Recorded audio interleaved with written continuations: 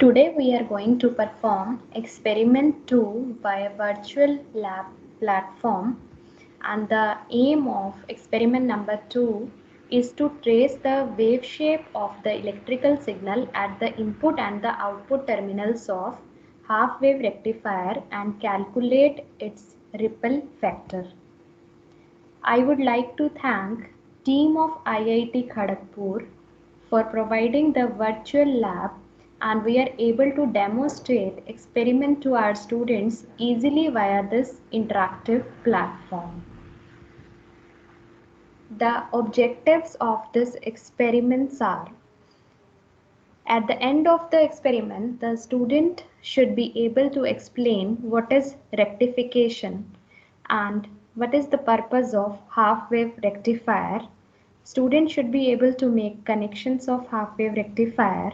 Student should be able to trace the wave shape at the input and the output terminals of half-wave rectifier and calculate its ripple factor. So I would like to give you some theory background of half-wave rectifier, and we will be going to cover what is rectifier, what are the different types of rectifier, the circuit diagram and working of half-wave rectifier with the calculation of ripple factor. So how we define rectifier? Rectifier is an electronic circuit that converts AC to pulsating DC. So we would like to mention here very important point that the rectifier is not converting AC to pure DC, that is converting AC to pulsating DC. We have two types of rectifier. One is the half wave rectifier and the another is the full wave rectifier. And the full wave rectifier is further divided into two types of rectifier. One is the center tap full wave rectifier and the another is the bridge rectifier.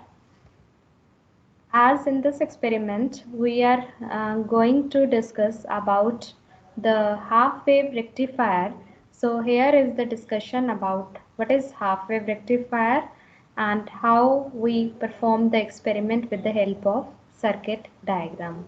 So why half wave rectifier is called as half wave rectifier?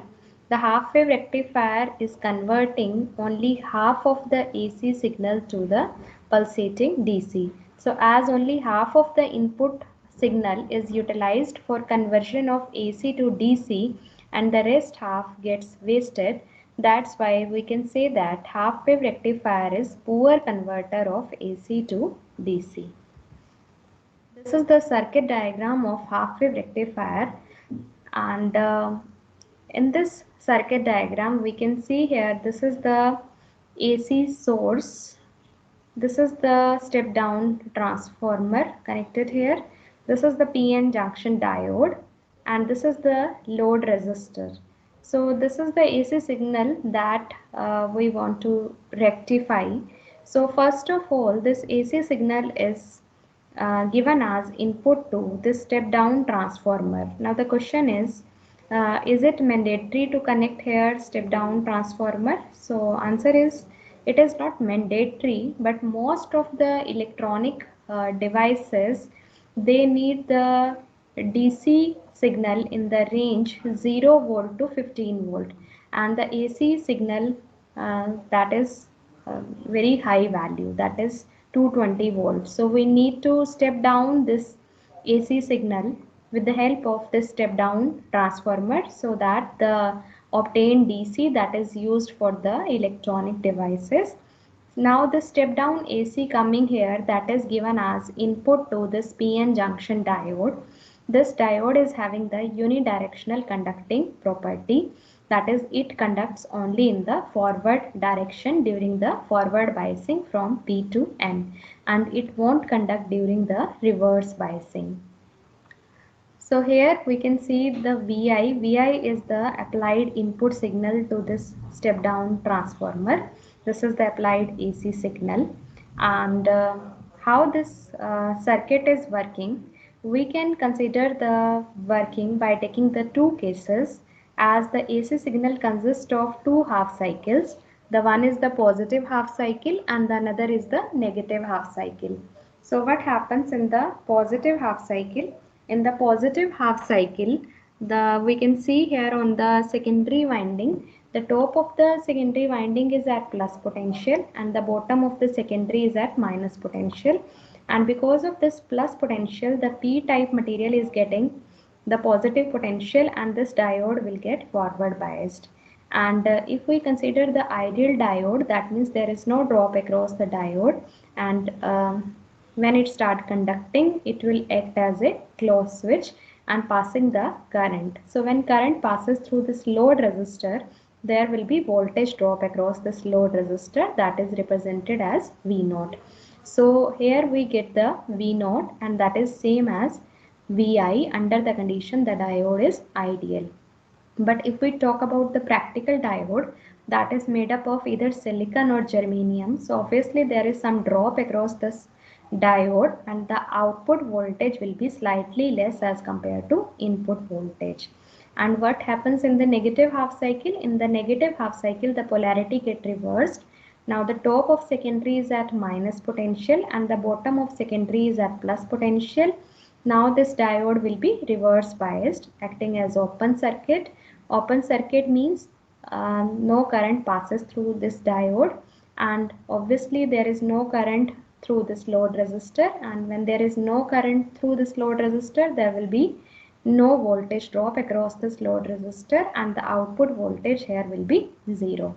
So here we can see that the AC signal is converted to pulsating DC.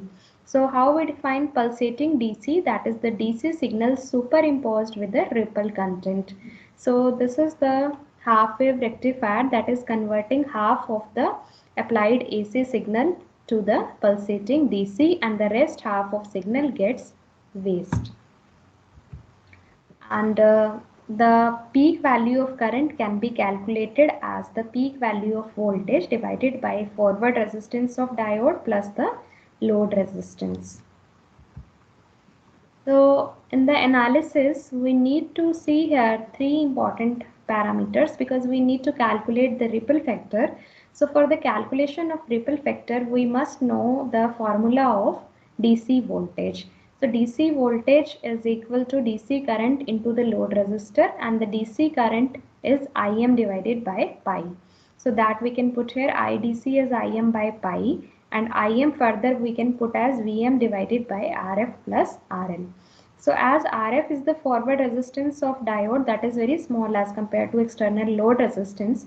So we can neglect that. So this value will be cancelled out with this value, and VDC we get is Vm by pi. And the RMS voltage we can calculate through the relation, that is Vrms is equal to Irms into RL, and Irms that is equal to Im divided by 2, that we can put here, and Im is equal to Vm divided by Rf plus RL, and again we can neglect Rf as compared to RL, so Vrms we will get as Vm by 2. For the calculation of ripple factor, the formula here is the rippled voltage, that is Vrms divided by VDC, and the effective value of AC component or ripple voltage is given as Vrms square minus VDC square whole under the root. So that we can put here, and we get the formula for the ripple factor gamma as Vrms divided by VDC whole square minus 1 whole under the root. And we have calculated Vrms as Vm by 2 and VDC as Vm by pi. So that we can put here, and the gamma is pi by 2 whole square minus 1 under the root, and the ideal value for the ripple factor in case of half wave rectifier is 1.21, and 1.21 that is equal to rippled voltage divided by DC voltage is the indication that the ripple voltage is 1.21 times the DC voltage. So as the ripple content coming is more than the DC voltage, so we can say that half wave rectifier is poor converter of AC to DC. If we perform this experiment physically in the lab on the breadboard, if we make the connection, then the apparatus required are, the one is the PN junction diode, that is 1N4007 with the silicon material. Then the second is step down transformer. Third is external load resistor. We can take it with the value 1 kilo ohm. Then the breadboard on which we are making connection with the help of connecting wires. And to display the input and the output waveform, we need CRO. But as we are performing this experiment via virtual lab platform, so we are not going to use the step down transformer. Directly we are applying the sinusoidal input signal. So this is removed from the circuit, and the breadboard, obviously that is not required because that is on the virtual platform. With the help of software we are performing the experiment. This is the circuit diagram already we have discussed. So this transformer, this is not required to perform the experiment on the virtual lab platform. We need to apply the sinusoidal signal through a source.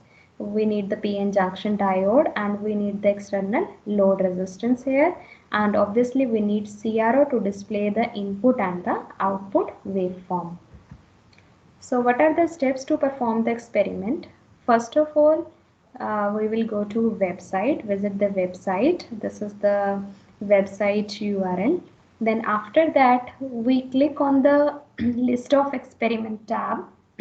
When we click on the list of experiment tab, then there is the list of experiment displayed on the screen. So as we are going to perform the experiment for the half wave rectification, so we are going to select this experiment. Then there are various tabs, like we start with the theory. So first of all we need to go through the theory of experiment, and already here also we have discussed about the theory of half wave rectifier. So well detailed theory is also given on the website, so we can go through the theory of experiment. Then after that the step-by-step procedure is given for performing the experiment. So we can read all the procedure points here. Then after that we go to simulation tab, and in the simulation tab we have two parts. The one is the half wave rectifier simulation, and second is to understand the circuit connection. So we click on this half wave rectifier tab, then this simulation is selected, and this window will appear on screen, and then we can go for the simulation as per the guided instruction. There is instruction tab. When we click on this, all the instructions for procedure of this experiment will be displayed on the screen, and we can go step by step and simulate this. And finally we get the two waveform. So we can trace these two wave shapes of input and the output signals of half wave rectifier, and calculate its ripple factor with the formula we have discussed. So expected characteristics, the input sinusoidal signal, this is, and this is the half wave rectifier output signal, that is the pulsating DC.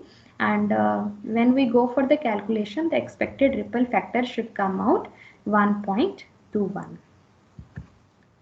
So this is the procedure we need to follow. First of all, we need to set the resistor, then click on the on button to start the experiment, then click on sine wave button to generate the input waveform, then click on oscilloscope button to get the rectified output, vary the amplitude, frequency and volt per division using the controllers, then click on dual button to observe both the waveform, and channel 1 shows the input sine waveform and channel 2 shows the output rectified waveform.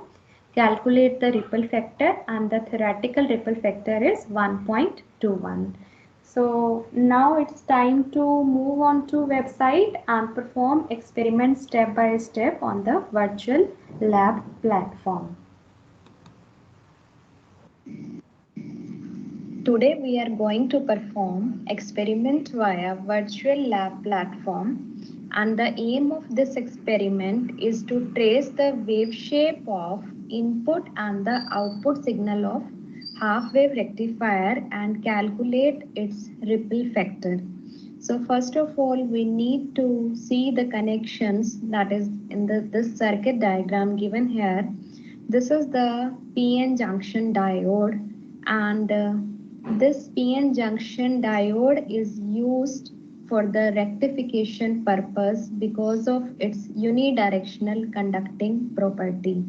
As per the unidirectional conducting property of diode, when the input signal is the positive going signal, then P-type material of this diode is getting positive potential and the N-type material will get the negative potential, and this diode will be forward biased and start conducting. And during the reverse biasing, when there is the negative half cycle, this diode won't conduct. This property is called as the unidirectional conducting property, and this property we are utilizing for the rectification. So here the AC input signal is given to this PN junction diode, and on the output side we have connected the load resistor across which the rectified output can be seen. So how to perform this experiment step by step?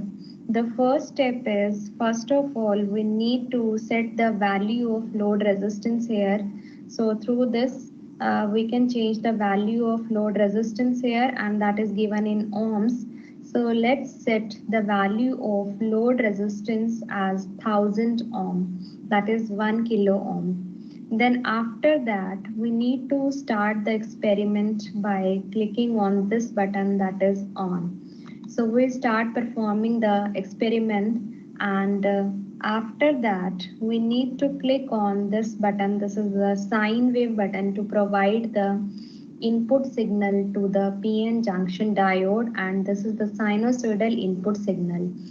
So we can double click on this button and we can observe that the sine wave that is given as input to this PN junction diode, this is displayed here on the CRO screen. CRO stands for cathode ray oscilloscope, and this is the CRO screen that is used to display the waveform.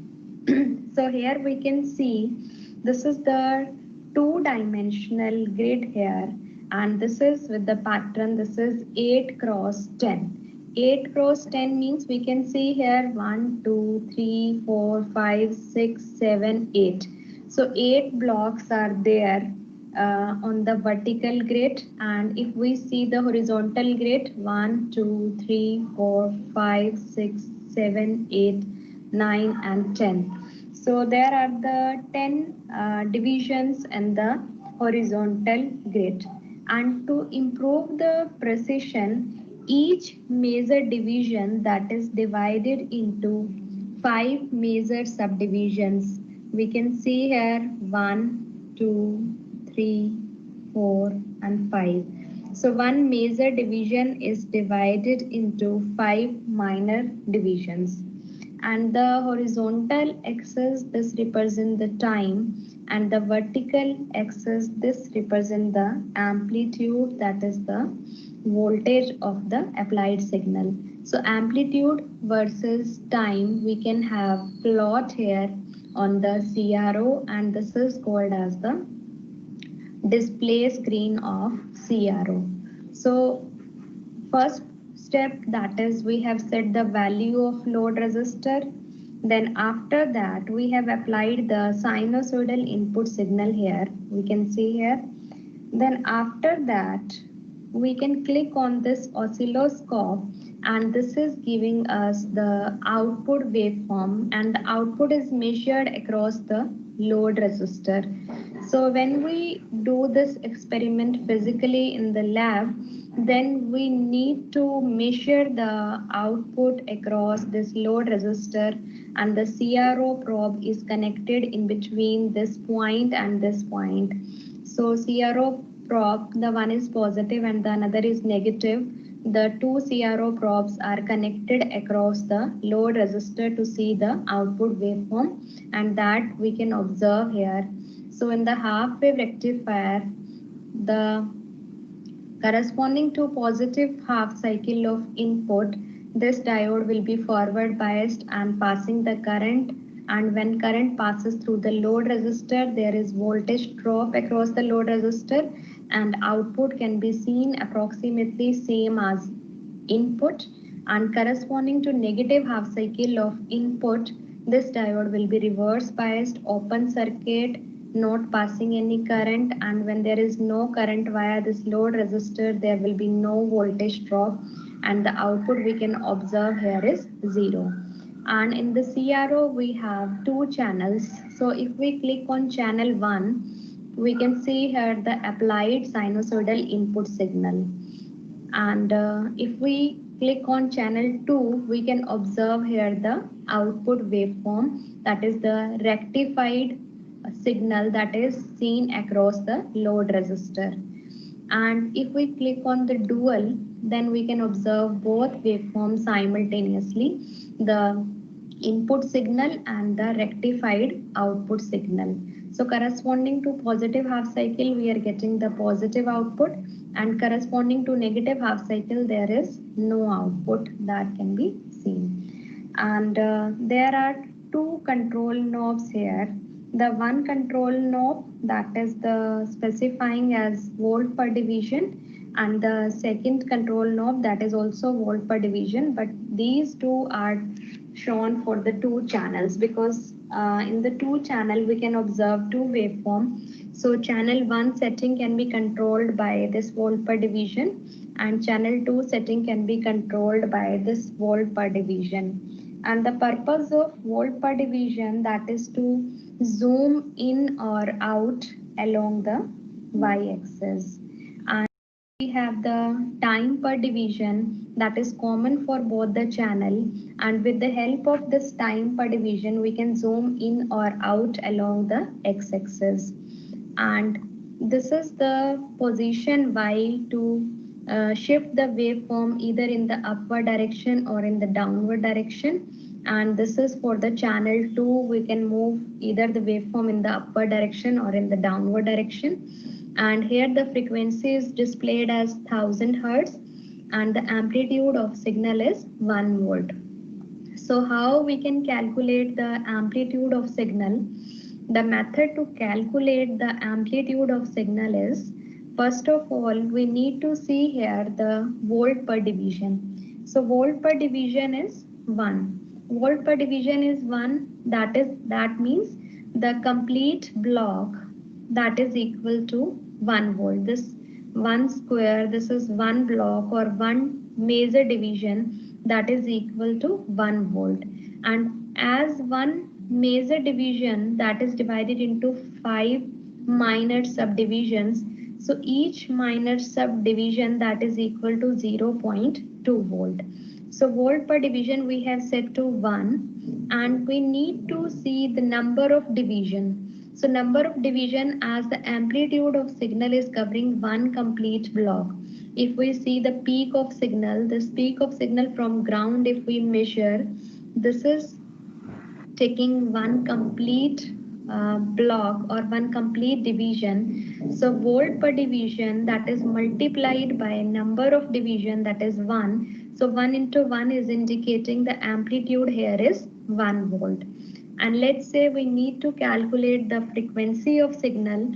For that purpose, we have to see the time per division, and the time per division here is set to 0.1 millisecond. So time per division is 0.1 millisecond. That means if we proceed in the horizontal direction, then this particular block, this is covering total the 0.1 millisecond time. So one block is representing the 0.1 millisecond, and this is the time per division, and we need to see the number of total divisions here. So if we see the frequency of signals, so we are taking one complete positive half cycle and one complete negative half cycle. So this is covering how many total divisions? 1, 2, 3, 4, 5, 6, 7, 8, 9, and 10. So total 10 divisions are covered, and the time per division is 0.1. So 0.1 is the time per division, and the number of divisions are 10. So time calculated will be 0.1 into 10. And this is minded, this is in milliseconds.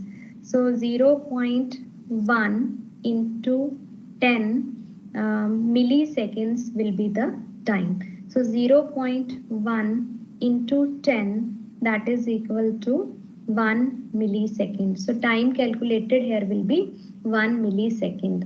And when we calculate the frequency is the reciprocal of time. So reciprocal of 1 millisecond, that is equal to 1000 hertz. So in this way we have calculated the amplitude of signal as 1 volt and the frequency as 1000 hertz. So after doing this calculation, now we need to calculate the ripple factor. And for calculation of ripple factor, the formula we have discussed is Vrms divided by Vdc whole square minus 1 under the root. So first of all, we need to calculate Vrms, that is Vm by 2, and the Vm is the amplitude of signal, that is 1 volt. So we can put here the value of Vm as 1 volt and we can calculate Vrms. And by the second formula of Vdc, that is Vm by pi. So we can again put Vm as 1 volt. So 1 divided by pi, we can calculate the value of DC voltage.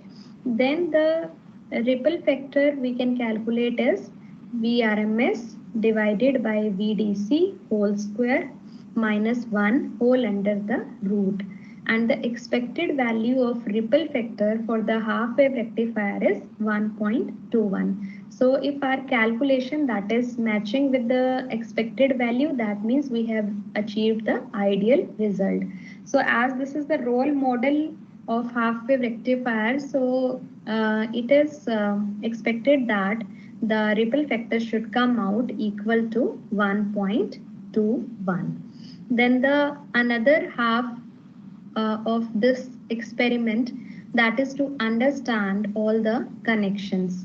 So all the connections can be seen here, like let's say if we need to draw the we need to make the connections of this half wave rectifier on the breadboard.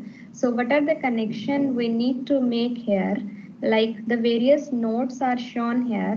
This is node number 1, this is node number 7, node number 3, node number 5, 4, 5, 8.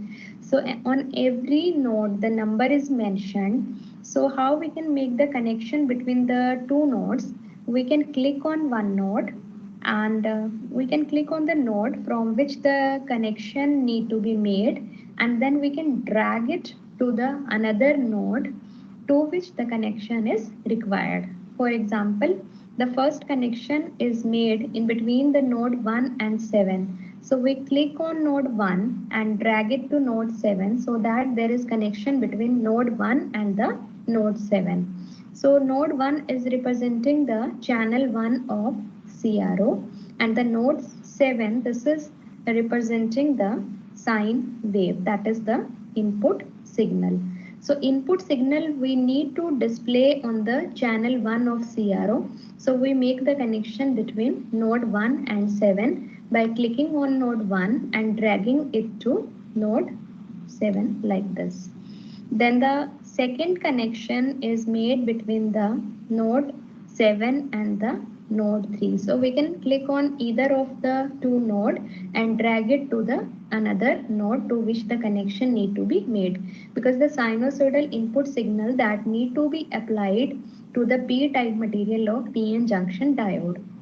So this is the sine wave source from which the sinusoidal signal need to be taken to provide it to PN junction diode. So we need to make this connection between 3 and 7. So we click at node 3 and drag it to node 7 so that we can apply the sinusoidal signal to this PN junction diode. Then the N-type material of PN junction diode, that is represented by node 4, that need to be connected to load resistor here. So we need to make one connection between the 4 and 5 so that the N-type material of PN junction diode is connected to load resistor. Then the another connection that is made between the this 5 and 8, because across the load resistor we need to see the waveform at CRO. So this is the oscilloscope that is connected here, And so we need to connect the oscilloscope across the load resistor so that the rectified output can be seen in the CRO. So we make the connection between the node number 5 and the node number 8 like this. Then after that, the next connection is made between the node number 12 and the node number 6. Why? Because the one end of load resistor is connected to N-type material of PN junction diode, and the another end of load resistor that need to be connected to ground. So another connection is made between the 12 and 6 so that this terminal of load resistor, this is connected to ground. So this is the next connection. Then after that, the CRO1 probe that is connected at one end of load resistor, and the CRO another probe that is connected to ground. So we have to make the connection between the this node 8 and the node 9. Sorry, this we can say like because we have used two channels.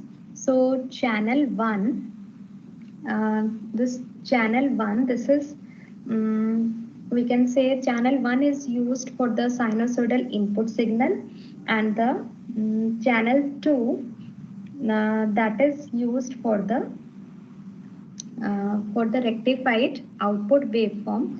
So next connection that we need to make between the node number 8 and the node number 9. So we make one connection between the node 8 and the node 9, and one more connection is left here. We need to check all the connections here. Like we have one connection that is made between 1 and 7, next connection between 3 and 7, next connection is there between 4 and 5, the next connection is there between 5 and 8, then next connection is there between 12 and 6, and next connection is there in between 8 and 9. So I think all the connections are complete. So we can check the connection here by clicking on this button. So when we click here, and the message displayed here is right connection, that means all the connections are complete and we can go ahead with the procedure. So we have already discussed the procedure with all the steps. Like first of all, we need to set the value of this load resistor. We can vary it from few ohms to total. We can go ahead to 1 kilo ohm. Then after that, we need to click on this on button to start performing experiment. Then after that, we need to click on this sine wave to provide the sinusoidal input signal. Then we click on this oscilloscope to see the rectified output waveform across the load resistor. So after performing this, we can see here we get the waveform like this. Now we can see the position variation, like position Y. If we vary this point for channel 1, so we can see here this is the channel 1 is the input sinusoidal signal. So if we vary this position Y of channel 1, the sinusoidal input signal that is shifted in the upper direction. And this is the rectified output signal that is seen in the channel 2. So this we can also move in the downward direction. So here this is moved to the downward direction like this. So this is the way we can change the waveform position along the vertical axis like this. And if we vary this position X, then we can change the frequency of input and the output waveform. Like if we vary this point, so we can see there is a change in the frequency.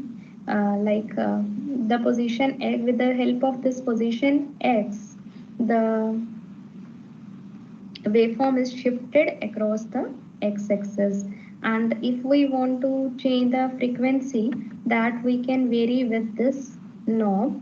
If we increase this So there is the change in the frequency.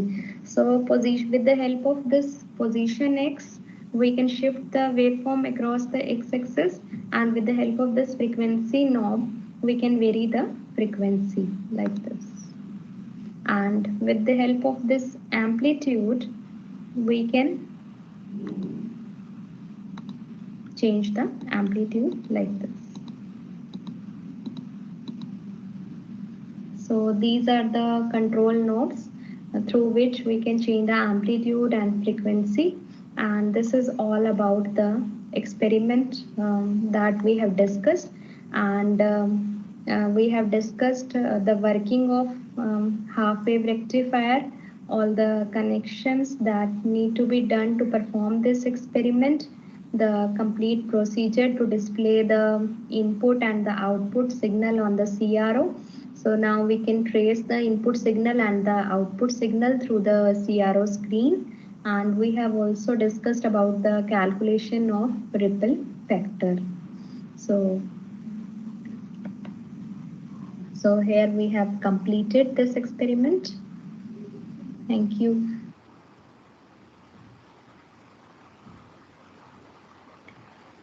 So in this way, we can perform the experiment via virtual lab platform.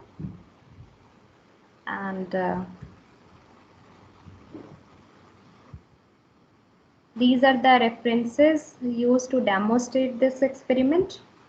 Thank you.